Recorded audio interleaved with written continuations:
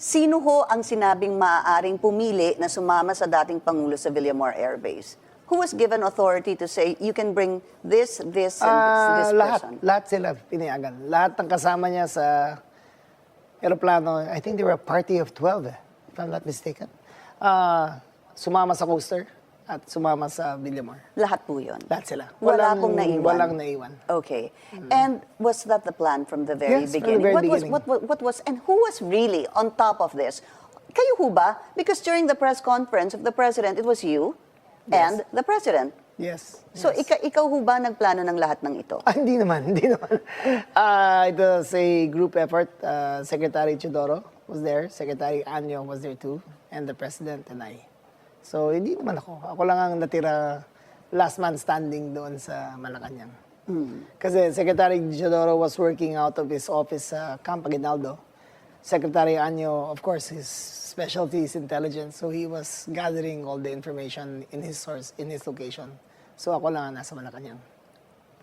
Was it a little odd or hard, I guess, for Secretary Anyo, sir? Knowing that, of course, he was I think so. part of the Duterte administration. He still shares some affection for the former president.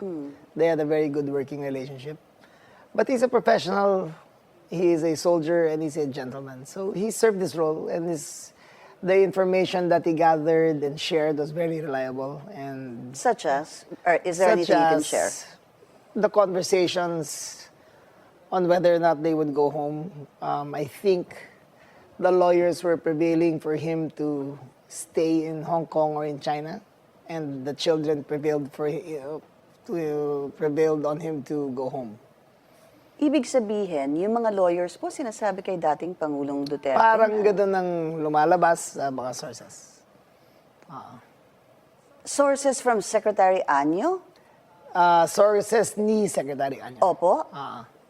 And he relayed that to the core team. So the core Yes. team is the President, yourself, Secretary Anyo, Secretary Teodoro, and The President.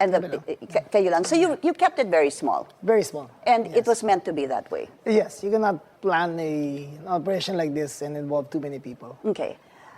Was it also, siguro, parte ho ba talaga ng plano na not to give the media any information? Because nobody really was talking to the media during that day. Yes, that was deliberate on our part. When you plan something like this, you cannot have any loose ends. So we made sure that,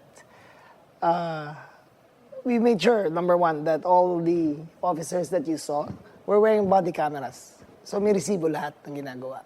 We made sure that CCTVs were on. We made sure that everything was recorded. We made sure that when he was being questioned or asked of anything, it was recorded. So if anything happened, may resibo lahat ng ginawa namin.